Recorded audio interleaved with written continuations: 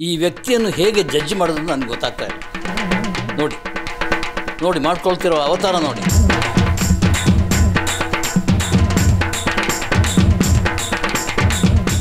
ತಲೆ ಕೆರ್ಕೊಂಡು ಮೈ ಪರ್ಚ್ಕೊಂಡು ಬರೀ ತಲೆ ಕೆರ್ಕೊಂಡು ಏನಾಗುತ್ತೆ? ಅಸಹ್ಯ ಆಗಲ್ವ? ಆ ಕಡೆ ಯೂನಿಟ್, ಈ ಕಡೆ ನಟ ನಟಿಯರು, ಟೆಕ್ನಿಷಿಯನ್, ಆಮೇಲೆ ಶೂಟಿಂಗ್ ನೋಡಲಿಕ್ಕೆ ಬಂದ ಅಷ್ಟು ಜನ. ನಿನ್ನ ಈ ಅವತಾರ ನೋಡಿ ಅದು ನಗಲ್ವಾ? ಆ ಕೆರೆಯುವಾಗ ನಾನು ಈ ತಲೆಯನ್ನು ಇಷ್ಟು ಅಸಹ್ಯವಾಗಿ ಕೆರಿತೇನೆ ಅಂತೇಳಿ ಪಾಪ ಅವನಿಗೆ ಗೊತ್ತಿಲ್ಲ. ಆರ್ಟಿಕಲ್ ಹೆಡ್ಡಿಂಗ್ ಹುಚ್ಚನೋ ಬೆಪ್ಪನೋ ಜಾಣರಲ್ಲಿ ಜಾಣನೋ ಅಂತೇಳಿ. ಓಂ ಪ್ರಕಾಶ್ ರಾವ್ ಗೊತ್ತಲ್ಲ, ದಿ ಗ್ರೇಟ್ NS ರಾವ್ ಅವರ ಮಗ.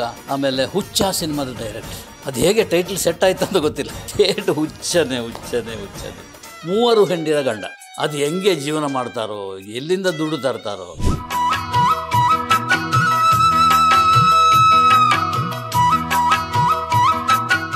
ನಮಸ್ಕಾರ. Ganesh Kasaragod, speed news channel ನೆನಪುಗಳ ಮೆರವಣಿಗೆ ಕಾರ್ಯಕ್ರಮ. ನಾನು ಫಸ್ಟ್ ಹೇಳಿಬಿಡ್ತೀನಪ್ಪ, ಈ ವ್ಯಕ್ತಿಯನ್ನು ಹೇಗೆ ಜಡ್ಜ್ ಮಾಡೋದು ನನಗೆ ಗೊತ್ತಾಗ್ತಾ ಇಲ್ಲ. ನೋಡಿ ನೋಡಿ ಮಾಡ್ಕೊಳ್ತಿರೋ ಅವತಾರ ನೋಡಿ.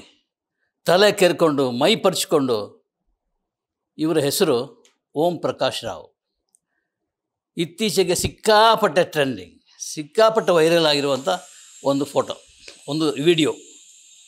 ಅದು ಫೀನಿಕ್ಸ್ ಸಿನಿಮಾಕ್ಕೆ ಸಂಬಂಧಪಟ್ಟು ಶೂಟಿಂಗ್ ನಡೀತಿರುವಾಗ ಯಾರೋ ಒಬ್ಬರು ಮಾಡಿರೋದು ಅದು ಟ್ರೆಂಡಿಂಗ್ ಆಗೋಯ್ತು. ನನಗೆ ಏನಪ್ಪ ಇದು, ನಾನು ಈಗಿಂದಲ್ಲ, ಸುಮಾರು 20 ವರ್ಷದಿಂದ ನೋಡ್ತಾ ಇದ್ದೇನೆ ಈ ಮನುಷ್ಯನ. 20 ವರ್ಷದ ಹಿಂದೆ ಒಂದು ಆರ್ಟಿಕಲ್ ಕೂಡ ಬರೆದಿದ್ದೆ ಇವನು ಓಂ ಪ್ರಕಾಶ್ ರಾವ್ ಬಗ್ಗೆ. ಆರ್ಟಿಕಲ್ ಹೆಡ್ಡಿಂಗ್ ಹುಚ್ಚನೋ ಬೆಪ್ಪನೋ ಜಾಣರಲ್ಲಿ ಜಾಣನೋ ಅಂತೇಳಿ. ಆ ಆರ್ಟಿಕಲ್ ಓದ್ಬಿಟ್ಟು, ಅಣ್ಣ ಏನು ಚೆನ್ನಾಗಿ ಬರೆದಿದ್ಯಪ್ಪ ಅಂಥೇಳಿ ತಲೆ ಕರ್ಕೊಂಡಿದ್ದ ಓಂ ಪ್ರಕಾಶ್ ರಾವ್. ಅಷ್ಟು ಕ್ಲೋಸ್ ನಾವು. ಬೈದರು, ಸಿಟ್ಟು ಮಾಡಿಕೊಂಡ್ರು, ಏನೇನು ಹೇಳೋದು, ಏನೇ ಮಾಡಿದರೂ ಆತನ ಸ್ನೇಹನ ಬಿಡಲಿಕ್ಕೆ ನನಗೆ ಆಗಲ್ಲ, ಮತ್ತು ನನ್ನ ಸ್ನೇಹ ಬಿಡಲಿಕ್ಕೆ ಓಂ ಪ್ರಕಾಶಿಗೆ ಆಗಲ್ಲ. ಓಂ ಪ್ರಕಾಶ್ ರಾವ್ ಗೊತ್ತಲ್ಲ, ದಿ ಗ್ರೇಟ್ NS ರಾವ್ ಅವರ ಮಗ. ಆಮೇಲೆ ಹುಚ್ಚ ಸಿನಿಮಾದ ಡೈರೆಕ್ಟರ್. ಅದು ಹೇಗೆ ಟೈಟಲ್ ಸೆಟ್ ಆಯ್ತು ಅಂತ ಗೊತ್ತಿಲ್ಲ. ಥೇಟ್ ಹುಚ್ಚನೆ. ಒಂದು ಅದೇ 20 ವರ್ಷದ ಹಿಂದೆ ಒಂದು ನಾನು ಸಂದರ್ಶನ ಮಾಡಿದ್ದೆ. ಸಂದರ್ಶನ ಓಂ ಪ್ರಕಾಶ್ ರಾವ್ದಲ್ಲ, ಅವರ ಕಾರ್ ಡ್ರೈವರ್ದು. ಆತನ ಹೆಸರು ರಾಜು ಅಂತ. ರಾಜು, ಯಾಕೆ ನಿಮ್ಮ ಯಜಮಾನರು ಹಿಂಗೆ ಮಾಡ್ತಾ ಇದ್ದಾನೆ, ಬಾಸ್ ಯಾಕೆ ಹಿಂಗೆ ಮಾಡ್ತಾರೆ, ಏನು ಕತೆ? ಆ ಟೈಮಲ್ಲಿ ಒಂದು ಹೊಸ ಕಾರ್ ತೊಗೊಂಡಿದ್ದರು ಪಾಪ, ತುಂಬ ಅದ್ಭುತವಾದ ಕಾರು. ಆ ಕಾರ್ನಲ್ಲಿ ಕೂತ್ಕೊಂಡು ಮಾತಾಡ್ತಾ ಇದ್ವಿ ನಾನು ರಾಜು ಹೇಳಿದರು, ಸಿಕ್ಕಾಪಟ್ಟೆ ಟ್ರೆಂಡಿಂಗ್, ಸಿಕ್ಕಾಪಟ್ಟೆ ಬ್ಯುಸಿ ಇದ್ದಾರೆ, ಸಿಕ್ಕಾಪಟ್ಟೆ ವರ್ಕ್ ಮಾಡ್ತಾ ಇದ್ದಾರೆ, ನಿದ್ದೆ ಇಲ್ಲ. ಈಗ ಯಾರು ಆಗಿನ ನೆಹರೂಜಿ ಅವರು ದಿನಕ್ಕೆ 4 ಗಂಟೆ ನಿದ್ದೆ ಮಾಡ್ತಾ ಇದ್ದಾರಂತೆ. ಈಗ ಬಿಡಿ, ನಮ್ಮ ಮೋದಿಜಿ 4 ಗಂಟೆ ಮಾಡ್ತಾರೋ 2 ಗಂಟೆ ಮಾಡ್ತಾರೋ ಗೊತ್ತಿಲ್ಲ. ಬಟ್ ನೆಹರು ಅವರು 4 ಗಂಟೆ ನಿದ್ದೆ ಮಾಡಿದರೆ 20 ಗಂಟೆ ವರ್ಕ್ ಮಾಡ್ತಾಯಿದ್ರು. ಆದರೆ ಈ ನಮ್ಮ ಓಂ ಪ್ರಕಾಶ್ ರಾವ್ ಇದ್ದಾರಲ್ಲ, ಅವರು ಅದಕ್ಕೆ ನಿದ್ದೆಗೆ ಟೈಮೇ ಇಲ್ಲ. ಆ ನಿದ್ದೆಗೆಟ್ಟಿದ್ದರಿಂದ ರಾತ್ರಿ ಇಡೀ ಪುಸ್ತಕ ಓದೋದು, ಫೋನ್ ಮಾಡೋದು, ಮೆಸೇಜ್ ನೋಡೋದು, ನಾಳೆನೇ ಸ್ಕ್ರಿಪ್ಟ್ ಏನು ಶೂಟ್ ಮಾಡಬೇಕು ಅಂತ ಯೋಚನೆ ಮಾಡೋದು, ಸಂಭಾಷಣೆ ಬರೆಯೋದು, ಇದೇ ಫುಲ್ಲು ಬ್ಯುಸಿ. ಸುಮಾರು 3 cinema at a time work ಮಾಡ್ತಾಯಿದ್ದ ಓಂ ಪ್ರಕಾಶ್ ರಾವ್ಗೆ ತಲೆನೋವು ಬಂದುಬಿಡ್ತು. ತಲೆನೋವು ಅಂದರೆ ಏನಂದರೆ ಸಹಿಸ್ಲಿಕ್ಕಾಗದಂಥ ತಲೆನೋವು. ನಿದ್ದೆಗೆಟ್ಟಿದ್ದೊಂದು ಕಾರಣ, ಆಮೇಲೆ ಈ ಬ್ಯುಸಿಯಾಗಿ ಟೆನ್ಷನ್ನಲ್ಲಿ ಓಡಾಡ್ತಿರೋದು ಮತ್ತೊಂದು ಕಾರಣ. ಇದೆಲ್ಲ ಕಾರಣಕ್ಕಾಗಿ ತಲೆನೋವು ಬಂದು ಆ ಕೆರೆಯುವುದಿದಲ್ಲ, ತಲೆನೂ ಕೆರೆಯುವುದು, ಆ ಪ್ರಾಸೆಸ್ ಪರ್ಮನೆಂಟ್ ಮಾಡಿಕೊಂಡ್ರು. ಏನಿದ್ದುಕೊಂಡು ತಲೆ ಕೆರೆಯುವುದಲ್ಲ, ಅದು ಆ ಟೆನ್ಷನ್ನಲ್ಲಿ ಕೆರೆಯುವುದು. ಆಮೇಲೆ ಆ ಕೆರೆಯುವಾಗ ನಾನು ತಲೆಯನ್ನು ಇಷ್ಟು ಅಸಹ್ಯವಾಗಿ ಕೆರಿತೇನೆ ಅಂತೇಳಿ ಪಾಪ ಅವನಿಗೆ ಗೊತ್ತಿಲ್ಲ ಅಂಥ ಓಂ ಪ್ರಕಾಶ್ ರಾವ್ ಅವರು. ಹುಚ್ಚ, ಆಮೇಲೆ ಸುಮಾರು ಅದ್ಭುತವಾದ ಸಿನಿಮಾಗಳನ್ನು ಕೊಟ್ಟಂಥ ಮನುಷ್ಯ. ಒಂದು 2-3 ರೀಮೇಕ್ ಮಾಡಿದ್ದಾರೆ. ಈಗ ಮಾಡ್ತಿರೋದು ಫೀನಿಕ್ಸ್. ಆಮೇಲೆ ಉಪೇಂದ್ರ ಅವರು ಹಾಕ್ಕೊಂಡು ಒಂದು ಸಿನಿಮಾ ಮಾಡ್ತಾಯಿದ್ದಾರೆ. ಅವರು ಆ ಶೂಟಿಂಗಿನಲ್ಲಿ ಇದ್ದಾರೆ, ಇಲ್ಲಿ ಮಡಿಕೇರಿಯಲ್ಲಿದ್ದಾರೆ. ಆಮೇಲೆ ರವಿಚಂದ್ರನ್ ಹಾಕೊಂಡು ಒಂದು ಸಿನಿಮಾ ಮಾಡಿದರು. ಸೊ ಈ ಥರ ಬ್ಯುಸಿಯಾಗಿರುವ ಓಂ ಪ್ರಕಾಶ್ ರಾವ್ ಅವ್ರ ಹತ್ರ ಮಾತಾಡಬೇಕು ಅಂತ ಆಸೆ ಆಯ್ತಪ್ಪ ನನಗೆ. ತುಂಬ ವರ್ಷ ಆಯಿತು ಭೇಟಿಯಾಗದೆ, ತುಂಬ ವರ್ಷ ಆಯಿತು ನಾವು ಫ್ರೀಯಾಗಿ ಮಾತಾಡಿದೆ. ಎಲ್ಲೇ ಪ್ರೆಸ್ ಮೀಟಿಗೆ ಹೋದರೂ ಕೂಡ ನಾನು ಕೂತ್ಕೊಂಡಲ್ಲಿ ಸ್ಟೇಜಿನ ಮೇಲೆ ಎದ್ದು ಬರ್ತಾರೆ. ಒಂದು ನಿಮಿಷ ಸ್ಟೇಜಿಂದ ಎದ್ದು ಬಂದು ಕಾಲು ಬುಡದಲ್ಲಿ ಕೂತ್ಕೊಂಡ್ಬಿಡ್ತಾನೆ. ಅಣ್ಣ ಹೇಳೇಣ, ನಿಮ್ಮನ್ನು ಬಿಟ್ಟಾಕ್ಲಿಕ್ಕೆ ಆಗಲ್ಲ ಅಣ್ಣ, ನೀವು ತುಂಬ ಪ್ರೀತಿ ಅಣ್ಣ ನಿಮ್ಮ ಮೇಲೆ ಅಂತೇಳಿ ಹೇಳುವಾಗ ಎಲ್ಲ ಪ್ರಶ್ನವ್ರು ಬಂದು ಕೂತ್ಕೊಳ್ತಾರೆ. ಆಮೇಲೆ ಓಂ ಪ್ರಕಾಶ್ ರಾವ್ ಏನೇನು ಮಾತಾಡ್ತಾರೋ ಅದೆಲ್ಲವೂ ಎಲ್ಲ ಜರ್ನಲಿಸ್ಟಿಗೆ ಸಬ್ಜೆಕ್ಟ್. ಮಾರನೇ ವಾರ ಆ ಕಾಲದಲ್ಲಿ ಅಂದರೆ ಶುಕ್ರವಾರದ ಸಿನಿಮಾ ಪುಟದಲ್ಲಿ ಫುಲ್ ಓಂ ಪ್ರಕಾಶ್ ರಾವ್ ಏನೇನು ಮಾತಾಡೋದು. ಅದಕ್ಕೆ ಉಪೇಂದ್ರ ಹೇಳ್ತಾರಲ್ಲ, ಫಿಲ್ಟ್ರ್ ಇಲ್ಲ ಅಂತೇಳಿ. ಫಿಲ್ಟ್ರೇ ಇಲ್ಲ, ಮಾತಿಗೆ ಒಂದು ಫಿಲ್ಟ್ರ್ ಇಲ್ಲ. ಅದು ಸೆಕ್ಸ್ ಬಗ್ಗೆ ಆಗಲಿ, ಅಥವಾ ಸಿನಿಮಾದ ಬಗ್ಗೆ ಆಗಲಿ, ಅಥವಾ ರಾಜಕೀಯದ ಬಗ್ಗೆ ಆಗಲಿ, ಅಥವಾ ಪ್ರಧಾನಿಯವರ ಬಗ್ಗೆ ಆಗಲಿ, ಏನೇ ಮಾತಾಡದಿದ್ರು ಕೂಡ ರಪ್ ಅಂತ ಮಾತಾಡ್ಬಿಡ್ತಾರೆ. ಎಲ್ಲ ಕ್ಲೀನ್, ಮೈಂಡ್ ಕ್ಲೀನಾಗಿರ್ತದೆ. ಆದರೆ ಈ ಸಿನಿಮಾದ ಶೂಟಿಂಗ್ ಬ್ಯುಸಿಯಲ್ಲಿ ತಲೆನೋವು ಶುರುವಾಗಿರೋದ್ರಿಂದ ಕೊಡ್ತಾ ಇದ್ದಾರೆ. ನಾನು ಮೊನ್ನೆ ಫೋನ್ ಮಾಡಿದಾಗ ಓಂ ಪ್ರಕಾಶ್ ಅವರು ಇಲ್ಲಿ ಶೂಟಿಂಗ್ನಲ್ಲಿದ್ದರು, ನಮ್ಮ ಮಡಿಕೇರಿಯಲ್ಲಿ ಶೂಟಿಂಗ್ನಲ್ಲಿದ್ದರು. ಉಪೇಂದ್ರ ಸಿನಿಮಾ ಗೆರಿಲ್ಲಾ ಅಂತೇಳಿ ಹಾಗೆ ಟೈಟ್ಲ್ ಅದಕ್ಕೆ. ಆ ಶೂಟಿಂಗ್ನಲ್ಲಿದ್ದ ಕೂಡಲೇ ಶೂಟಿಂಗ್ ಮುದ್ದ ಮೇಲೆ ನನಗೆ ಫೋನ್ ಮಾಡಿದರು ಓಂ ಪ್ರಕಾಶ್ ಅವರು. ಏನು ಓಂ ಪ್ರಕಾಶ್, ಏನು ಓಂ, ನಾನು ಓಂ ಅಂತೇಳೇ ಕರೀದು. ಏನು ಓಂ, ಇದು ಏನಿದು, ಬರೀ ತಲೆ ಕೆರ್ಕೊಂಡು ಏನಾಗುತ್ತೆ, ಅಸಹ್ಯ ಆಗಲ್ವಾ? ಆ ಕಡೆ ಯೂನಿಟ್, ಈ ಕಡೆ ನಟ ನಟಿಯರು, ಟೆಕ್ನಿಷಿಯನ್, ಆಮೇಲೆ ಶೂಟಿಂಗ್ ನೋಡಲಿಕ್ಕೆ ಬಂದ ಅಷ್ಟು ಜನ. ನಿನ್ನ ಈ ಅವತಾರ ನೋಡಿ ಅದು ನಗಲ್ವಾ, ಯಾಕಿಂಗೆ ಅಂತ ಕೇಳಿದೆ. ಒಂದೇ ಮಾತು ಹೇಳ್ದೆ, ಅಣ್ಣ ಟೆನ್ಷನ್ ಅಣ್ಣ. ಕೆಲಸ ಇಲ್ದಿದ್ದಾಗ ಮೂಲೆಯಲ್ಲಿ ಕೂತ್ಕೊಂಡಾಗ ಇದೆಲ್ಲ ಇರಲಿಲ್ಲ, ಯಾರು ಕೇಳೋಕ್ಕೂ ಬರಲಿಲ್ಲ. ಕೆಲಸ ಮಾಡಿಸ್ಕೊಡ್ತಾರೆ ಈ ಇಂಡಸ್ಟ್ರಿಯಲ್ಲಿ, ಬೇಕಾದಷ್ಟು ಕೆಲಸ ಮಾಡಿಸ್ಕೊಡ್ತಾರೆ. ನಾನು ಮಾಡ್ತೀನಿ, ನನಗೆ ಉತ್ಸಾಹ. ನಡುಗ್ತಾನೆ ಮನುಷ್ಯ ಮಾತಾಡ್ತಿರುವಾಗ, ನನಗೆ ಉತ್ಸಾಹ ಇದೆ, ವಯಸ್ಸಿದೆ, ಮನಸ್ಸಿದೆ. ಸಿಕ್ಕ ಕೆಲಸನೆಲ್ಲ ಒಪ್ಕೊಳ್ತಾ ಇದ್ದೀನಿ, ಮಾಡ್ತೀನಿ, ಪ್ರಾಮಾಣಿಕವಾಗಿ ಮಾಡ್ತೀನಿ. ಆದರೆ ಅಷ್ಟೇ ಪ್ರಾಮಾಣಿಕವಾಗಿ ಈ ಪ್ರೊಡ್ಯೂಸರ್ ದುಡ್ಡು ಕೊಡಲ್ಲಣ್ಣ, ಏನು ಮಾಡಲಿ? ಅದೊಂದು ತಲೆನೋವು. ಸಂಸಾರ ನೋಡ್ಕೋಬೇಕು ಅಂದರೆ ಎಷ್ಟು ಸಂಸಾರ ಅಂತ ಕೇಳಬೇಕಾಗ್ತದೆ. ನನಗೆ ತಿಳಿದ ಮಟ್ಟಿಗೆ ಏನು 3 ಹೆಂಡಿರ ಗಂಡ ಈ ಓಂ ಪ್ರಕಾಶ್ ರಾವ್. ಅದು ಹೆಂಗೆ ಜೀವನ ಮಾಡ್ತಾರೋ, ಎಲ್ಲಿಂದ ದುಡ್ಡು ತರ್ತಾರೋ. ಅದರ ಮಧ್ಯೆ ಅವರ ಮಗ ಒಬ್ಬ ಇದ್ದಾನೆ, ಆತನ ಹೆಸರು ಗಣೇಶ್ ರಾವ್, ಒರಿಜಿನಲ್ ಹೆಸರು. ಆತ ತುಂಬ ಚೆನ್ನಾಗಿದ್ದಾನೆ, ಯುವ ನಟ, ಅದ್ಭುತ. ಅವನಿಗೆ ಸಿನಿಮಾದಲ್ಲಿ ಇಂಟ್ರೆಸ್ಟ್ ಇದೆ. ಸಿನಿಮಾದ ಹೆಸರು ಗುರು ರಾವ್ ಅಂತೇಳಿ, ಅಂದರೆ ಹರಕೆ ಹೊತ್ತಿದ್ದಂತೆ, ನನ್ನ ಮಗ ಸಿನಿಮಾಕ್ಕೆ ಬರೋದಿದ್ದರೆ ನಿನ್ನ ಹೆಸರನ್ನೇ ಇಡ್ತೇನೆ ಅಂತೇಳಿ ಮಂತ್ರಾಲಯದ ಗುರುಗಳ ಹೆಸರನ್ನು ಇಡುತ್ತೆ, ಅಂದರೆ ಗುರು ರಾವ್ ಅಂತೇಳಿ. ಎಷ್ಟು ಮುದ್ದಾಗಿದ್ದಾನೆಂದರೆ, ಒಳ್ಳೆ ಹೈಟ್, ಪರ್ಸನಾಲಿಟಿ, ಒಳ್ಳೆ ನಗು, ಒಳ್ಳೆ ಕಣ್ಣು, ಒಳ್ಳೆ ಹೇರ್. ತುಂಬ ಜನ ಬಂದ್ರಂತೆ ಓಂ ಪ್ರಕಾಶ್ ರಾವ್ ಹತ್ರ, ಮಗನನ್ನು ನನ್ನ ಸಿನಿಮಾದಲ್ಲಿ ಆ್ಯಕ್ಟ್ ಮಾಡಿಸಿ, ಕಾಲ್ ಶೀಟ್ ಕೊಡಿ ಅಂತೇಳಿ. ಸ್ಟಾಪ್, ಇರಿ, ಆತ ಈ ಡೈರೆಕ್ಟರ್ ಮಗ, ಅವನು ಸ್ವಲ್ಪ ಟ್ರೈನಿಂಗ್ ತೊಗೊಳ್ಳಿ, ಹಾಗೆ ಬರೋದು ಬೇಡ. ನನ್ನ ಈ ಫೀನಿಕ್ಸ್ ಸಿನಿಮಾದಲ್ಲಿ ಅವನಿಗೊಂದು ಪಾತ್ರ ಇದೆ, ಸಣ್ಣ ಪಾತ್ರ ಆದರೂ ಕೂಡ ತುಂಬ ಅದ್ಭುತವಾಗಿ ಮಾಡ್ತಾಯಿದ್ದಾನೆ. ಡೆಡಿಕೇಟೆಡ್ ಹುಡುಗ. ನಾನು ಕೇಳಿದೆ, ಒಬ್ಬ ಡೈರೆಕ್ಟ್ರಾಗಿ ನಿಮ್ಮ ಮಗನ ಬಗ್ಗೆ ಏನು ಅನಿಸುತ್ತೆ ಅಂತೇಳಿ. ಸೂಪರ್, ಅವನು ಖಂಡಿತ ಒಂದಲ್ಲ ಒಂದು ದಿವಸ ತನ್ನ ಕಾಲ ಮೇಲೆ ಇಂಡಸ್ಟ್ರಿಯಲ್ಲಿ ದೊಡ್ಡದಾಗಿ ನಿಲ್ತಾನೆ, ನನಗೆ ಗೊತ್ತಿದೆ. ನಾನು ಸಾಕಷ್ಟು ಜನಕ್ಕೆ ಸಪೋರ್ಟ್ ಮಾಡಿದವನು, ಸಾಕಷ್ಟು ಜನ ಹೀರೋಗಳನ್ನು ಬೆಳೆಸಿದವನು ನಾನು, ನನ್ನ ಮಗನನ್ನು ಬೆಳೆಸಲ್ವಾ ಅಂತ ನನ್ನ ಹತ್ರನೇ ಕೇಳಿದೆ. ಖಂಡಿತ ಬೆಳೆಸಿ. ಯೋಗ ಮತ್ತು ಯೋಗ್ಯತೆ ಕೂಡಿ ಬರಬೇಕು, ಅದು ಇಂಪಾರ್ಟೆಂಟ್. ಆ ಎರಡೂ ಆತನಲ್ಲಿ ಇದ್ದರೆ ಎಸ್, ಖಂಡಿತ ಆತ ಒಬ್ಬ ನಾಯಕ ನಟನಾಗಿ ಕನ್ನಡ ಚಿತ್ರರಂಗದಲ್ಲಿ ಮಿಂಚಿ ಬಿಡ್ತಾನೆ, ಅದರಲ್ಲಿ ಅನುಮಾನನೇ ಇಲ್ಲ.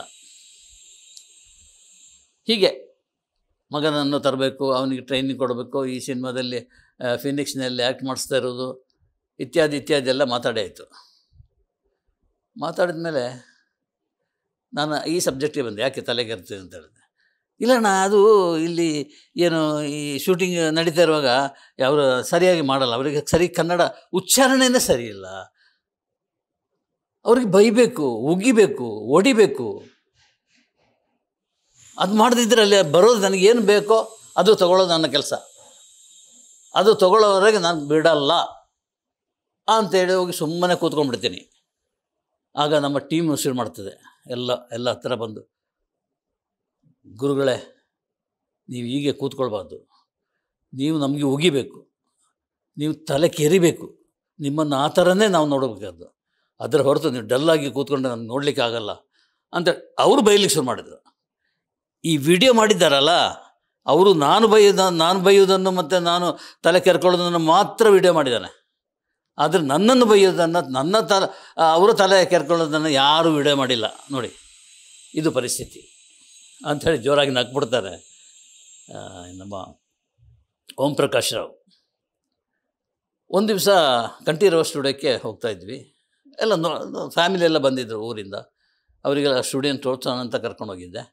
ಹಾಗೆ ಸುತ್ತಾಡಿ ಬರ್ತಾ ಒಂದು ಸಂಗೀತ ಯಾವುದೋ ರಿಯಾಲಿಟಿ ಶೋ, ಅಲ್ಲಿಂದ ಹಂಸಲೇಖ ಅವರೆಲ್ಲ ಸಿಕ್ಕಿದ್ರು, ಅವ್ರ ಥರ ಮಾತಾಡಿಸ್ಕೊಂಡು ಅನುಶ್ರೀ ಇದು ಮಾಡ್ತಾಯಿದ್ರು, ನಿರೂಪಣೆ ಮಾಡ್ತಾಯಿದ್ರು ಆ ಕಾರ್ಯಕ್ರಮ.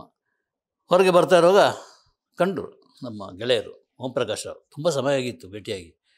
ಅಣ್ಣ ಎಲ್ಲಿ ಅಣ್ಣ ಭೇಟಿಯಾಗಲಿಕ್ಕೆ ಇಲ್ಲ ಅಂಥೇಳಿ ಹಪ್ಪಿ ಮುದ್ದಾಡಿ, ಅವರು ಮಿಸ್ಸಸ್ ಇದ್ದರು ಅಲ್ಲಿ ಒಟ್ಟಿಗೆ ಇದ್ದರು. ಸೊ ಒಂದು ಫೋಟೋ ನೆನಪಿಗೆ ಇರಲಿ ಅಂತೇಳಿ ತೊಗೊಂಡ್ವಿ. ಒಳ್ಳೆ ಒಂದು ಬೇರೆದಾದ ಮುದ್ದಾದ ನಗು ಆತಂದು. ತುಂಬ ಕೆಟ್ಟ ಹೆಸರೂ ಪಡೆದಿದ್ದಾರೆ. ಯಾವುದೆಲ್ಲ ಒಂದು ಸಿಕ್ಕಾಕೊಂಡು ಅದೆಲ್ಲ ಟಿ ವಿಲೆಲ್ಲ ನೋಡ್ದಪ್ಪ ವಿಡಿಯೋ. ತುಂಬ ಕೇವಲವಾಗಿ ಮಾತಾಡಿದರು, ಕೇವಲವಾಗಿ ಆತನ ಬಗ್ಗೆ ನೋಡಿದರು. ಸೊ ಇದಿಷ್ಟು ನಮ್ಮ ಓಂ ಪ್ರಕಾಶ್ ರಾವ್ ಅವರ ಬಗ್ಗೆ. ಓಂ ಪ್ರಕಾಶ್ ರಾವ್ ನಾನು ಮಾತಾಡಿದ ವಿಷಯ ಏನಿದೆಯೋ ಅದು ವಾಯ್ಸ್ ರೆಕಾರ್ಡ್ ಆಗಿದೆ, ಅದನ್ನು ಕೇಳಿ. ಈಗ ಕೇಳಿದ ಮೇಲೆ ನಿಮ್ಮ ಜಜ್ಮೆಂಟನ್ನು ನಾನು ನಿರೀಕ್ಷೆ ಮಾಡ್ತೀನಿ. ಸ್ವಲ್ಪ ಹೆಚ್ಚೇ ಮಾತಾಡಿದ್ದಾನೆ, ಕೇಳ್ಕೊಳ್ಳಿ. ಉಪೇಂದ್ರ ಅವ್ರದ್ದು ಗೆರಿಲ್ಲಾ ವಾರ್ ಅಂತ ಹೇಳ್ಬಿಟ್ಟು 50ನೇ ಪಿಕ್ಚರು. ಯಾರು ಮಾಡ್ತಾ ಇರೋದು? Mount production. ಓ, ಗೆರಿಲ್ಲಾ ವಾರ್. ನಿಮ್ಮ ಏನು ಶೂಟಿಂಗ್ ಮಾಡ್ತಿರುವ ಟೆನ್ಷನ್ ಇದೆಯಲ್ಲ, ಅದೆಲ್ಲ ವೈರಲ್ ಆಗಿ ನೋಡಿ ನಿಮ್ಮ ನೆನಪು ಗಾಢವಾಗಿ ಕಾಣ್ಲಿಕ್ಕೆ ಶುರು ಆಯ್ತು ನನಗೆ. Thank you sir. ಆ ಕಾಲದಲ್ಲಿ ನಾವೆಲ್ಲ ಒಟ್ಟಿಗೆ ಕೂತ್ಕೊಂಡು ಮಾತಾಡ್ತಾ ಇದ್ದಿದ್ದೆಲ್ಲ ನೆನಪಾಯ್ತು. ಅದು ನಿಮ್ಗೆ ನೆನಪಾಗಲ್ವಾ ಸರ್? ಇಲ್ಲ, ಈಗಿಂದಂದ್ರೆ ಈಗ ನೆನಪಿಸ್ಕೊಳಕ್ಕೆ ನಮ್ ಕಣ್ಣೆದುರುಗಡೆ ಬೇರೆ ಎಲ್ಲ ಪ್ರಾಬ್ಲಮ್ಸ್ ಇದೆಯಲ್ಲ, ಆ ಪ್ರಾಬ್ಲಮ್ ಸಾಲ್ವ್ ಮಾಡ್ಕೋಬೇಕಲ್ಲ ಫಸ್ಟ್. ಎಂತದ್ದು? ಹ್ಞೂ ಸರ್, ನಮ್ಗೆ ನನ್ ಕ್ಯಾರೆಕ್ಟರ್ ನಾನು ಹೆಂಗೆ ಅಂತಂದ್ರೆ ಹಿಂದೆ ಕಳ್ಕೊಂಡಿರೋದನ್ನ ಹುಡ್ಕೋಕ್ ಹೋಗಲ್ಲ, ಮುಂದೆ ಸಿಗೋದನ್ನಾದ್ರೂ ಬಿಡಬಾರ್ದು ಅನ್ನೋದು ಒಂದು ಆಸೆ ಅಷ್ಟೇ ಸರ್, ಬೇರೆ ಏನಿಲ್ಲ. ಹಿಂದೆ ಕುತ್ಕೊಂಡು ಯೋಚನೆ ಮಾಡೋದಕ್ಕೆ ಆ ಟೈಮ್ ಎಲ್ಲ ಅದಕ್ಕೆ ಕೊಟ್ರೆ ಇಲ್ಲಿ ಮುಂದೆ ಕೆಲಸ ಮಾಡೋದೇನು ಸರ್? ಈಗ ನನ್ಗೆ ಯಾರೇ ಆಗಿರ್ಲಿ ಒಂದು ರೆಸ್ಪೆಕ್ಟ್ ಇದೆ ಸರ್. ಆಮೇಲೆ ನಮ್ ಪ್ರಸಂತ್ ಅಂದ್ರೆ ನಂಗೆ ನೀವಾಗ್ಲಿ ಮತ್ತೆ ಬೇರೆಯವರೆಲ್ಲ ಎಲ್ಲಾರೂನು ನಂಗೆ ತುಂಬಾ ಪರಿಚಯ. ಆಮೇಲೆ ನಾನು ತುಂಬಾ ಪಳಗಿದ್ದೀನಿ. ನಾನು ಯಾರೇ ಒಂದು ಫೋನ್ ಹಾಕಿದ್ರು ಇಮಿಡಿಯೇಟ್ ನಾನು ರಿಯಾಕ್ಟ್ ಮಾಡ್ತೀನಿ, ಏನೇ ಕೆಲಸ ಇರ್ಲಿ ಎಷ್ಟೇ ಇರ್ಲಿ. ಯಾಕೆಂತಂದ್ರೆ ನಮ್ಮ ಮನ್ಸಲ್ಲಿ ನಿಮ್ಗಳಿಗೆ ಅಂತ ಒಂದ್ ಬೆಲೆ ಇದೆ ಸರ್. ನಾನ್ ಖಂಡಿತವಾಗ್ಲೂ ನಾನು ಯಾವ್ದೇ ಕಾರಣಕ್ಕೂ ಯಾವತ್ತೂ ಮರೆಯಲ್ಲ. ಆಮೇಲೆ ಒಳ್ಳೇದನ್ನ ಬರ್ದಾಗ ಇಗ್ಗದು, ಕೆಟ್ಟದ್ ಬರ್ದ್ಬಿಟ್ರು ಅಂತ ನಾನು ಇವ್ರ ಬಗ್ಗೆ ಕೋಪ ಮಾಡ್ಕೊಳ್ಳೋ ನನ್ ಜನ್ಮದಲ್ಲಿ ಬಂದಿಲ್ಲ. ಇಲ್ಲ, ಏನಕ್ ಮಾಡ್ಕೋಬೇಕು ಸರ್ ಕೋಪ? ಅದ್ರಲ್ಲಿ ಏನಿದೆ, ನಿಮ್ ಇಷ್ಟ ನೀವು ಬರೀತೀರಾ. ನನ್ಗೆ ರವಿ ಬೆಳಿಗೆರೆ ಅದೇ ಕೇಳಿದ್ರು ಒಂದ್ಸಲಿ ನನ್ಗೆ, ಆಯ್ ಬೆಂಗಳೂರಲ್ಲಿ ಪತ್ರಿಕೆಯಲ್ಲಿ ಒಂದ್ ಕಾಲಂ ಬರ್ಲಿಲ್ಲ ಅಂತಂದ್ರೆ ಪೇಪರ್ ಪ್ರಿಂಟ್ ಆಗ್ತಿರ್ಲಿಲ್ಲ ನಂದು, ಬರ್ತಾ ಇತ್ತು. ನಾನು ಒಂದಿನ ಸಿಕ್ಕಿದ್ದ ಅಂದ್ರೆ ಒಂದು ಶೂಟಿಂಗ್ ಮಾಡಿದ್ವಿ ಜೊತೆನಲ್ಲಿ. 3 ದಿನ ಆಗಿತ್ತು. 3 ದಿನ ಆದ್ಮೇಲೆ ನಾನು ಹಲೋ ನಮಸ್ಕಾರ ಸರ್ ಅಂತ ಹೇಳ್ತಿದ್ದೆ, ನನ್ ಕೆಲಸ ನಾನು ಮಾಡ್ತಿದ್ದೆ. ಕರೆದ್ರು, ಪ್ರಕಾಶ್ ಬನ್ನಿ ಇಲ್ಲಿ 1 ನಿಮಿಷ ಅಂದ್ರು. ಏನ್ ಸರ್ ಅಂತಂದೆ. ಅಲ್ಲ ನನ್ ಪತ್ರಿಕೆಯಲ್ಲಿ ಈ ತರ ಏನಾದ್ರು ಬರ್ತಾ ಇದ್ರೆ ಇದ್ ಮಾಡ್ತಿದ್ರೆ ನನ್ ಪರಿಚಯ ಆದ್ರೆ ಸಾಕು, ನನ್ನ ಹತ್ರ ಬಂದ್ಬಿಟ್ಟು ಬೇರೆಯವರು ಯಾರಾದ್ರೂ ಕೆಲವ್ರು ಬಂದ್ಬಿಟ್ಟು ಸರ್ ನಿಮ್ ಪತ್ರಿಕೆಯಲ್ಲಿ ಈ ತರ ನನ್ ಬಗ್ಗೆ ಹಿಂಗ್ ಬರ್ತಿದೆ, ಸ್ವಲ್ಪ ದಯವಿಟ್ಟು ಇದ್ ಮಾಡಿ ಸರ್ ಪ್ಲೀಸ್ ಅಂತ ರಿಕ್ವೆಸ್ಟ್ ಮಾಡ್ತಾರೆ. ನಾನ್ 3 ದಿನದಿಂದ ನಿಮ್ ಜೊತೆಲೇ ಇದೀನಿ, ನೀವು ಆ ಮಾತೇ ಹೇಳ್ತಿಲ್ವಲ್ಲ ಅಂದ್ರು. ನಾನ್ ಹೇಳ್ದೆ ಸರ್ ಐ ಬೆಂಗಳೂರು ಪತ್ರಿಕೆ ನಿಮ್ದೇ ತಾನೆ ಅಂತಂದೆ. ಅದು ತುಂಬಾ ಫೇಮಸ್ ಅಲ್ವಾ ಸರ್ ಅಂತಂದೆ. ಹೌದು. ಅಂತ ಫೇಮಸ್ ಪತ್ರಿಕೆಯಲ್ಲಿ ಓಂ ಪ್ರಕಾಶ್ ಕಾಲಂ ಬರ್ಲಿಲ್ಲ ಅಂದ್ರೆ ಪ್ರಿಂಟೇ ಆಗಲ್ಲ, ಅದು ಹೊರಗಡೆ ಬರಲ್ಲ. ಇದು ಸಖತ್ ಇಕ್ಕಿದ್ದು. ಅವರು ಏನ್ ಮನುಷ್ಯನಪ್ಪ, ನಾನು ಒಬ್ನೇ ಹುಚ್ಚ ಅನ್ಕೊಂಡಿದ್ದೆ, ನೀನು ಹುಚ್ಚನ ಅಂತಂದ್ರು. ಕರ್ನಾಟಕದಲ್ಲಿ ಇಬ್ರು ಹುಚ್ಚರು ಬಿಡು ಅಂತಂದ್ರು. ಹಂಗೆ ಸರ್ ಅದ್ರ ಬಗ್ಗೆ ನಾವು ಯೋಚನೆ ಮಾಡಕ್ ಹೋಗ್ಬಾರ್ದು ಸರ್. ಅದ್ರಲ್ಲಿ ಏನಿದೆ, ನಿಮ್ ಕರ್ತವ್ಯ ನೀವು ಮಾಡ್ತೀರಾ, ನಮ್ ಕರ್ತವ್ಯ ನಾವು ಮಾಡ್ಕೊಂಡು ಹೋಗ್ತಿರ್ತೀವಿ. ಬೇಕು ಅಂತ ಹೊಗಳ್ಬೇಕು ಅನ್ನೋದೇನ್ ರೂಲ್ಸ್ ಅದು, ಅದು ತಪ್ಪು ಸರ್. ನಾನು ಯಾವತ್ತೂ ಆ ತರ ತಿಳ್ಕೊಂಡವನು ಅಲ್ಲ ನಾನು. ಅಷ್ಟೇ ಸರ್, ಪ್ಲೀಸ್ ಸರ್.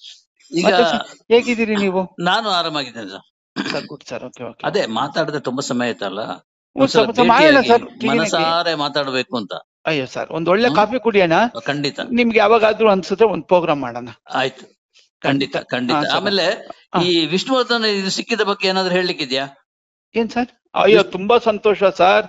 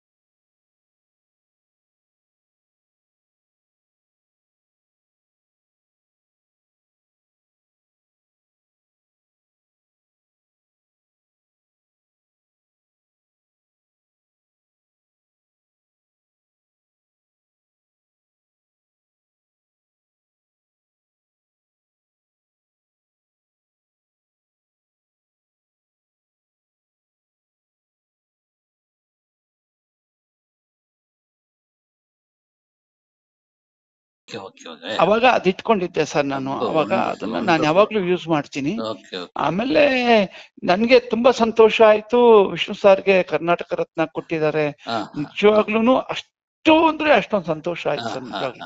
ಅದ್ರ ಬಗ್ಗೆ ನಿಜವಾಗ್ಲೂ. ಈಗ ಇದು ಈ ಶೂಟಿಂಗ್ ಟೈಮ್ ಅಲ್ಲಿ ಆ ತಲೆ ಕೆರ್ಕೊಳ್ಳೋದಕ್ಕೆ ಸರ್ ಅದು ಟೆನ್ಷನ್ ಸರ್ ಆಕ್ಚುಲಿ. ಅಂದ್ರೆ ಒಂದು ಸಣ್ಣ ಸಣ್ಣ ಆಮೇಲೆ ಏನಂತಂದ್ರೆ ಸರ್ ನನ್ಗೆ ಒಂದಿನ ಸಿಗರೇಟ್ ಅಭ್ಯಾಸ ಇಲ್ಲ, ಆಮೇಲೆ ಕುಡ್ತಾ ಅಭ್ಯಾಸ ಇಲ್ಲ. ನನ್ಗೆ ಇದು ಏನು ಕಾಫಿ ಟೀ ಹೆಚ್ಚಿಗೆ ಕುಡಿತೀನಿ. ಒಂದು 100 ಕಾಫಿ ಕುಡಿಬೋದೇನೋ ದಿನಕ್ಕೆ. ಕುಡಿತಾನೆ ಇರ್ತೀನಿ. ಬೆಳಿಗ್ಗೆ ಮನೆಯಿಂದ ಬಿಡ್ಬೇಕಾದ್ರೆ 3 ಕಾಫಿ ಆಗಿರುತ್ತೆ ಆತರ. ಅದ್ರಿಂದ ಏನಾಗ್ತದೆ, ಒಂದು ಇದು ಅಂದ್ರೆ ಏನೋ ರಿಲ್ಯಾಕ್ಸೇಷನ್. ಮತ್ತೆ ನಾನು ಏನೋ ಒಂದು ಬಂದು ಪ್ರಶ್ನೆ ಬಂದು ನಾನು ತಲೆಯಲ್ಲಿ ಕೂತ್ ಬಿಟ್ರೆ ಅಲ್ಲಿ ಡೈಲಾಗ್ ಯಾವ್ದಾದ್ರು ಅದು ರಿಲ್ಯಾಕ್ಸ್ ಆಗೋವರ್ಗುನು ಮೂವ್ ಆಗಲ್ಲ ಸರ್ ಅದು. ಅದ್ರಿಂದ ನನ್ಗೆ ಅದೊಂದು ಮುಂಚೆಯಿಂದ ತಲೆ ಕೆರ್ಕೊಳ್ಳೋ ಅಭ್ಯಾಸ ಸರ್. ಅಲ್ಲ ಅದು ನಾನು ನೋಡಿದ್ದೇನೆ, ಬಟ್ ಮೊನ್ನೆ ಯಾವ್ದು ಫಿಲ್ಮ್ ಇದು ಫೀನಿಕ್ಸ್ ಅದು ಅದು ಏನು ಕೆರ್ಕೊಳ್ತೀವಿ ಉಳಿದವ್ರಿಗೆ ಏನು ಅದು ಗಮನಿಸಲ್ಲ ಅದನ್ನ. ಇಲ್ಲ ಸರ್, ಅಲ್ಲಿ ನಿಮ್ಗೆ ಏನಾಗ್ತದೆ, ಕರೆಕ್ಟ್ ಆಗಿ ಬಂದ್ಬಿಟ್ರೆ ನಂಗೆ ಏನ್ ಟೆನ್ಷನ್ ಇಲ್ಲ ಸರ್. ಕರೆಕ್ಟ್ ಆಗಿ ಮಾಡ್ಬೇಕಲ್ಲ ಮುಂದೆವು. ಏರುಪೇರು ಮಾಡ್ತವೆ ಅಲ್ಲಿ. ಈಗ ಎಲ್ಲಿಗೆ ಫುಲ್ ಸ್ಟಾಪ್ ಎಲ್ಲ ಹಾಕ್ಬೇಕು, ಕಾಮ ಹಾಕ್ಬೇಕು, ಅಕ್ಷರದ್ದು ಎಲ್ಲಿದ್ದ ನಾವು ನಮ್ಮ ಇದನ್ನ ಹಿಡ್ಕೋಬೇಕು, ನಮ್ಮ ಭಾಷೆನ ಹಿಡಿತದಲ್ಲಿ. ಆ ಒಂದು ಇದು ಇಲ್ಲ, ಸುಮ್ನೆ ಕತೆ ಹುಚ್ಚ ಮಾತಾಡ್ಬಿಡ್ತವೆ. ಅದಕ್ಕೆ ಅವಕ್ಕೆಲ್ಲ ಸರಿ ಮಾಡಿ ಹಿಂಗ್ ಮಾತಾಡ್ರಪ್ಪ, ಹಿಂಗ್ ಮಾತಾಡಮ್ಮ ಅಂತ ಹೇಳಿ ಅವ್ನ ಒಂದ್ ದಾರಿಗೆ ತರಕ್ಕೆ ಆ ತಲೆ ಅಲ್ಲ ಅಲ್ಲ, ಈ ತರ ಮಾಡಿದ್ರೆ ಅವರು ಭಯ ಬೀಳಲ್ವಾ? ಏನಕ್ಕೆ ಭಯ ಬೀಳ್ತಾರೆ ಸರ್? ನಾನು ಹುಲಿನ ಕರಡಿನ ಇಲ್ಲ ಗನ್ ಇಟ್ಕೊಳ್ಳೋ ಕೆಲಸ ಮಾಡ್ತಾ ಇದ್ದೀನಿ. ಗನ್ ಹಿಡಿದಿದ್ರು ಗನ್ ಹಿಡ್ದ ತರಾನೇ ವರ್ತನೆ ನಿಮ್ದು. ಪ್ರೀತಿ ಮಾಡ್ತಾರೆ ಸರ್ ನನ್ಗೆ. ಅಯ್ಯೋ ಫ್ಯಾಂಟಾಸ್ಟಿಕ್. ಆ ಲವ್ ನನ್ ಕಂಡ್ರೆ ಅಷ್ಟು ಪ್ರೀತಿ. ನಾನು ಮಾತಾಡ್ಲಿಲ್ಲ ಅಂದ್ರೆ ಅವೇ ಬೈತವೆ. ಏನ್ ನಮ್ ಏನ್ ಬಂದೈತಿ ಇನ್ನು ಮುಂಡೆ ಮಗನ್ಗೆ ಅವನ ಅಕ್ಕನ ಹಿಂಗವನೆ ಮೆತ್ತಗವನೆ ಸಾರ್ ಏನ್ ಬಂದೈತಿ ನಿಮ್ಗೆ ದೊಡ್ಡರಾಗ ಅಂತಾರೆ. ಅವ್ರ ಕೈಲಿ ಬೈಸ್ಕೊಳ್ಳೋದಕ್ಕಿಂತ ನಾನೇ ಬೈದ್ರೆ ಒಳ್ಳೇದಲ್ವಾ? ಇಲ್ಲ ಬೈತಾರೆ ಸರ್, ದೇವ್ರನ್ನೇ ಬೈತಾರೆ ನಂಗೆ. ಏನ್ ಸರ್ ಹಿಂಗ್ ಕೂತಿದ್ದೀರಾ, ಏನ್ ಬಂದೈತಿ ನಿಮ್ಗೆ, ಯಾಕೆ ಮಾತಾಡಿ ನಮ್ಗೆ, ನೀವ್ ಬೈದ್ರೇನೆ ನಮ್ಗ್ ಕೆಲ್ಸ, ಇಲ್ಲ ನಾವ್ ಕೆಲಸ ಮಾಡಲ್ಲ ಅಂತಾರೆ. ತುಂಬಾ ಜನ ಸರ್, ಯೂನಿಟ್ ಅವ್ರಾಗಿರ್ಬೋದು, ಇವ್ರಾಗಿರ್ಬೋದು, ಕಲಾವಿದರುಗಳಾಗಿರ್ಬೋದು, ಯಾರೋ ಏನೋ ಅನ್ಕೋತಾರೆ ಅಂತ ನಮ್ಗೇನ್ ಸಾ, ಇದು ನಮ್ ಟೀಮು, ನಾವು ಅಷ್ಟೇ. ನೀವ್ ಮಾತಾಡಿದ್ರೆ ನಿಮ್ಗೆ ಚಾರ್ಜ್ ಆಗುತ್ತೆ, ಬನ್ನಿ ಮಾತಾಡಿ. ಆತರ ಸರ್, ಆತರ ಪ್ರೀತಿ ಸಂಪಾದನೆ ಮಾಡ್ಕೊಂಡ್ ಬಂದಿದ್ದೀನಿ ಸರ್. ಯಾರು ಬೇಜಾರ್ ಮಾಡ್ಕೊಳಲ್ಲ. ನೀವ್ ನೋಡಿದಿರಲ್ಲ, ನಗ್ತಾರೆ ಸರ್. ಹೌದಪ್ಪ, ನಿಮ್ಮಿಂದಲೇ ಅದೇ ಎಕ್ಸ್ಪ್ಲನೇಷನ್ ಬರ್ಲಿ ಅಂತ ಹೇಳಿ ಮಾತಾಡಿದ್ ನಾನು ಅಷ್ಟೇ. ಇಲ್ಲ ಸರ್, ಹಂಗೇನಿಲ್ಲ ಸರ್. ಪಾಪ ಸರ್, ನಿಮ್ ಪ್ರೊಫೆಷನ್ ಅಲ್ಲಿ ನೀವೇನ್ ಮಾತಾಡಿದ್ರು ನಾನು ಖಂಡಿತವಾಗ್ಲೂ ಮನಸಾರ ಸ್ವೀಕರಿಸ್ತೀನಿ. ಅದಕ್ಕೇನ್ ಉತ್ತರ ಕೊಡಕ್ ನನ್ ಕೈ ಆದ್ರೆ ಕೊಡ್ತೀನಿ, ಆಗಿಲ್ಲ ಅಂತಂದ್ರೆ ಯೋಚನೆ ಮಾಡ್ತೀನಿ. ಯಾವ್ದು ಇದು ಅಲ್ಲಿರೋ ಹೆಣ್ಮಕ್ಳಾಗ್ಲಿ ಮತ್ತೆ ಯಾರೇ ಆಗ್ಲಿ ಸರ್, ಸಂತೋಷದಲ್ಲಿರ್ಬೇಕು. ಆಮೇಲೆ ನನ್ಗೆ ಒಂದೇನ್ ಗೊತ್ತಾ ಸರ್, ನಾನ್ ಡೈರೆಕ್ಟರ್ ಆದಾಗಿಂದ ಯಾವತ್ತು ಕೆಲಸನ ಯಾವುದೇ ಕಾರಣಕ್ಕೂ ಸೀರಿಯಸ್ ಆಗಿ ಮಾಡಲ್ಲ. ನನ್ಗೆ ಇಷ್ಟ ಇಲ್ಲ ಸರ್ ಸೀರಿಯಸ್ ಆಗಿ ಮಾಡಕ್ಕೆ. ಸಿನ್ಸಿಯರ್ ಆಗಿ ಮಾಡ್ತೀನಿ. ಸೀರಿಯಸ್ ಆಗಿ ಮಾಡಿದ್ರೆ ತರ ಏನೋ ಹೇಳಿ ಮಾಡಿ, ಇದ್ರಲ್ಲಿ ಏನಿದೆ ಬದ್ನೆಕಾಯಿ, ನಗ್ನಗ್ತಾ ಮಾಡೋಣ ಬನ್ನಿ, ಎಲ್ಲಾರು ನಗ್ನಗ್ತಾ ಇರ್ಬೇಕು, ಇದ್ ಮಾಡ್ಬೇಕು. ಅವ್ರು ಏನಾದ್ರು ಅಂದ್ರೆ ನಾನ್ ಸಂತೋಷ ತಗೋತೀನಿ ಸರ್. ನನ್ಗ್ ಬೈತಾರೆ ಸರ್ ಅವರು, ಹೀರೋಯಿನ್ಗಳು ಅಲ್ಲಿರೋ ಬೇರೆಯವ್ರೆಲ್ಲ ಬೈತಾರೆ, ಅದು ರೆಕಾರ್ಡ್ ಮಾಡಿಲ್ಲ, ಇದು ಮಾತ್ರ ರೆಕಾರ್ಡ್ ಮಾಡವ್ರೆ, ಅವ್ರ ಭಯ ಮಾಡ್ಬೇಕಲ್ಲ. ಅವು ಬೈತವೆ ನಂಗೆ. ಏನ್ ಸಾ ಏನ್ ಬಂದಿದೆ, ಏನು ಡೈರೆಕ್ಟರ್ ಕೇಳಿ ನಂಗೆ ಕೂತವ್ರೆ, ಒಳ್ಳೆ ಇಲ್ಲ ಗೂಬೆ ಕೂತಂಗೆ ಮಾತಾಡಕ್ ಕೇಳು, ಬೈಯಕ್ ಕೇಳಿ ನಮ್ಗೆ, ಇಲ್ಲ ನಮ್ ಆಕ್ಟ್ ಮಾಡಲ್ಲ ಅಂತ ಹೇಳು ಅಂತಾರೆ. ಹ್ಞೂ ಸರ್, ಆ ಒಂದು ಅನ್ಯೂನ್ಯತೆ, ಆ ಒಂದು ಪ್ರೀತಿ ಅಪಾರವಾಗಿ ಕೊಡ್ತಾರೆ ಸರ್. ಈಗ ಎಷ್ಟು ಫಿಲ್ಮ್ ಇದೆ ಈಗ ಕೈಲಿ?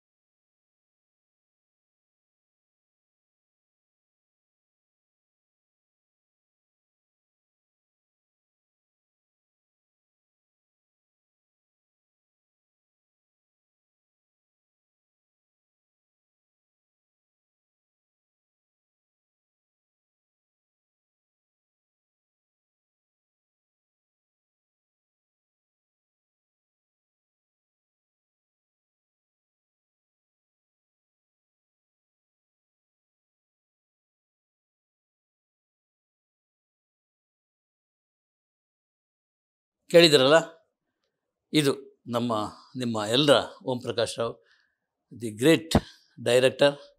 ಎನ್.ಎಸ್. ರಾವ್ ಅವರ ಕಾಮಿಡಿಯನ್, ತುಂಬ ದೊಡ್ಡ ಕಾಮಿಡಿಯನ್. ಎನ್.ಎಸ್. ರಾವ್ ಅವರ ಮಗ ಓಂ ಪ್ರಕಾಶ್ ರಾವ್. ಎನ್.ಎಸ್. ರಾವ್ ಮತ್ತು ಉಮಾಶ್ರೀ ಜೋಡಿ ಅಂದರೆ ಆ ಕಾಲದಲ್ಲಿ ಅಬ್ಬಾ ಏನು ಪಾಪ್ಯುಲರ್ ಜೋಡಿ. ಸೊ ಉಮಾಶ್ರೀ ದೊಡ್ಡ ಹೆಸರು ಮಾಡಿರೋದು ಆ ಜೋಡಿಯಿಂದಾಗಿ. ಎನ್ ಎಸ್ ರಾವ್ ಕೂಡ ಅಷ್ಟೇ, ಬರೀ ನಟ ಅಲ್ಲ, ಹಾಸ್ಯ ನಟ ಅಲ್ಲ. ಹಾಸ್ಯ ನಟ ಅಂತೇಳಿ ಎನ್ ಎಸ್ ರಾವ್ಗೆ ಬ್ರ್ಯಾಂಡ್ ಮಾಡಬಾರ್ದು. ಆತ ಸರ್ವ ಎಲ್ಲ ವಿದ್ಯೆ ಪಾರಂಗತ. ಡೈರೆಕ್ಟ್ ಮಾಡ್ತಾನೆ, ಸಂಭಾಷಣೆ ಬರ್ತಾನೆ, ನಾಟಕ, ಅದೇನೇನಿದೆಯೋ ಕಲೆಗೆ ಸಂಬಂಧಪಟ್ಟು ಎಲ್ಲವನ್ನು ಮಾಡುವಂಥ ಒಂದು ಸಾಲಿಡ್ ಪ್ಯಾಕೇಜ್ ಆತ. ಅವರ ಮಗ ಓಂ ಪ್ರಕಾಶ್ ರಾವ್. ಓಂ ಪ್ರಕಾಶ್ ರಾವನ ಆ ಮುಖ ಯಾವುದು ಮೈ ಪರ್ಚಿಕೊಳ್ಳೋದರ ಮುಖ ನೋಡಿದ್ರಲ್ಲ, ಅದರ ವಿವರಣೆ ಕೇಳಿದ್ರಲ್ಲ. ಇದಿಷ್ಟು ಇವತ್ತಿನ ನೆನಪಿನಗಳಲ್ಲಿ ನಾನು ಮಾತಾಡ್ಕೊಂಡಿದ್ದು. ನೆನಪುಗಳ ಮಾತು ಯಾವತ್ತೂ ಮಧುರನೇ. ನೆನಪುಗಳ ಮೆರವಣಿಗೆ ಇದು.